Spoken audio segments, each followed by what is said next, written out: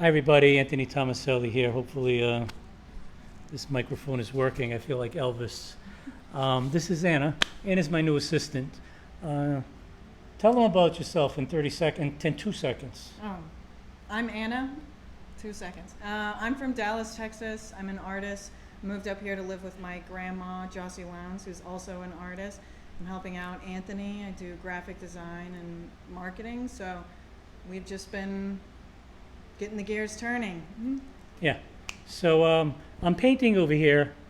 So what I'm going to do is video me painting, and I'm going to talk, and you're going to ask me some questions. And so where should I put the microphone? Shall I lie it here? Is it loud enough, or should I hold on to it? So this painting that I'm working on has been giving me trouble over the years because I've had it for about a year, and I just decided to go back into it. So I've been working on it this morning. Ironically enough, I got to call Frank back. Ironically enough, I don't know what I was going to say. So these paintings have a tendency to be expressive. There are some over there you can kind of hint at them, mostly New York. There's some smaller pieces up on the wall there, a little more traditional. So there's a lot of stuff in the studio. I paint at the Fleur de Lys, as many of you know, at the Providence Art Club. So I really went back in and I changed the whole complexion of this. So it's kind of like abstract expressionism meets New York City meets an entity of reality as well. So one of my favorite new sayings that I teach to my students is, you're not painting a picture, you're painting a feeling. So within the feeling, I was detailing different aspects of this image that I'm using.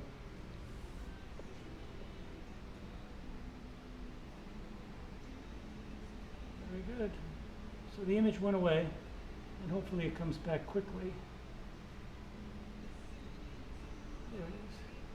Here you go. I took this image a couple of years ago. So I was actually detailing the grille. You can see the grille in this vehicle, and I'm leaving out certain things, but there's an element of activity, color, relationships, and feelings that go on somewhat simultaneously.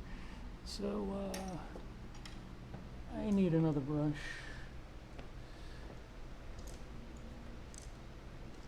Looks like you're sticking with like a cool color palette. Yeah, and you'll see the warms kind of starting to peek out, and something has to dominate. When you're painting or when you're making any kind of imagery, or even music, you don't want equal parts. So my palette changes consistently. I don't know if that's good or bad. What I'm doing is taking out this warm that's back there, and it's getting more green than I want it. So what's giving you trouble about it? Right now, nothing.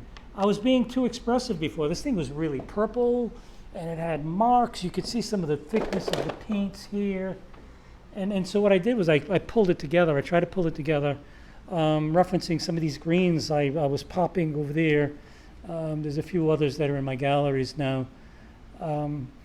And so I'm referencing what's going on and kind of what's not going on. I'm turning this into a little bit of rain. You see people walking around, and this particular figure here is going to be somewhat spotlit.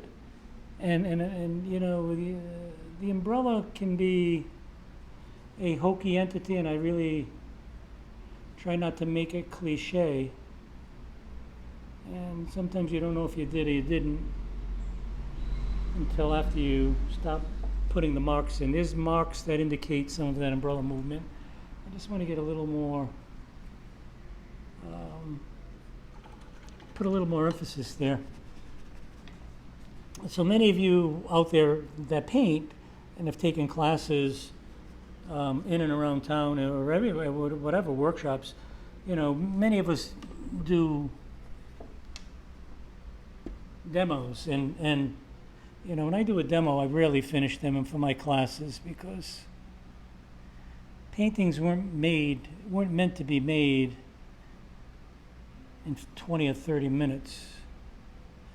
And so the luxury of teaching week after week certain people, I get to return to thoughts and ideas that you might not be able to put across in a short 2-day workshop.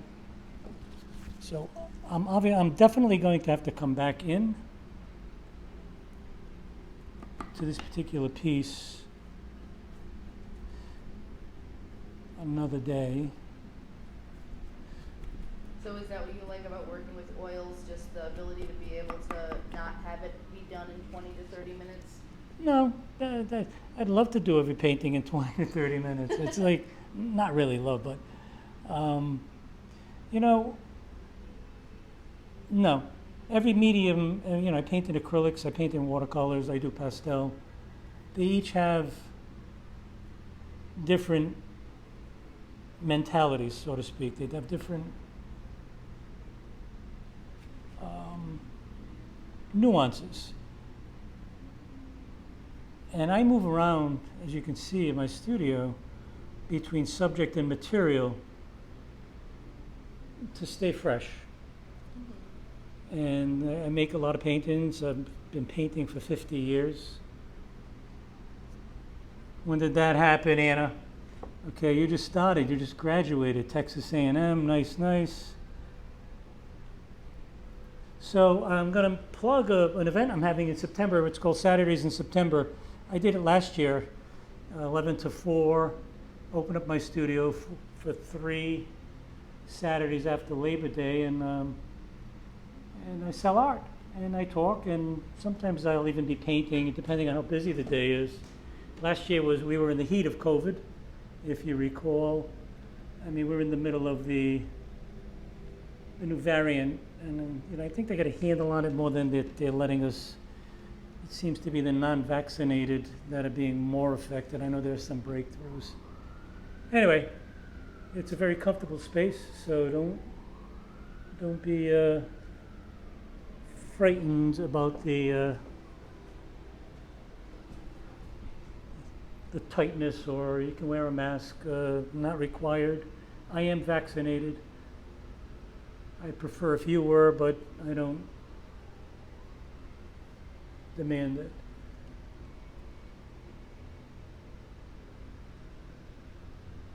So when you start a new painting, do you start with a wash of the whole thing, or do you start on the white? What do you like to do? Most of the time, depending on the complexity or the newness of the material, I'll do some drawings to give me information,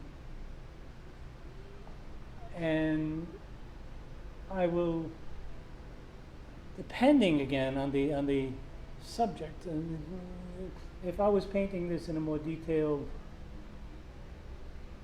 fashion, I might actually draw in a very realistic sensibility that which I'm doing. I've been working in these groups of cars. You'll see them, and so there's a familiarity even as I'm looking at what's there, because I do want this to have a sensibility of real.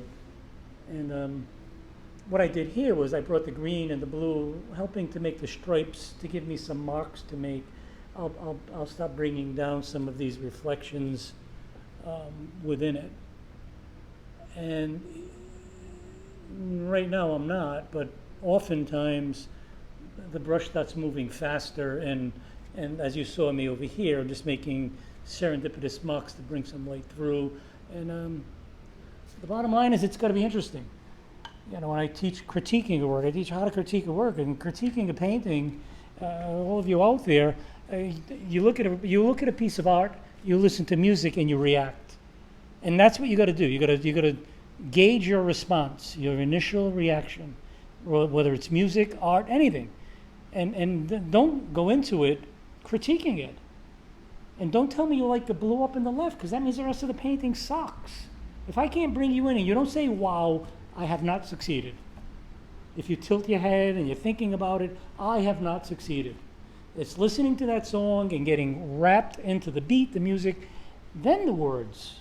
You don't really know the words. How many, when you're singing along, you're yesterday, blah, blah, blah, blah, blah, blah, far away. I mean, 90% of the words to the songs I listen to, I don't know. But there's something about the ones I love, still haven't found what I'm searching for. But all the other words, but there's something about the beat, the mood, and that's what we do in art. So when you're critiquing and you're looking at art, believe in your initial response. And then ask yourself, why?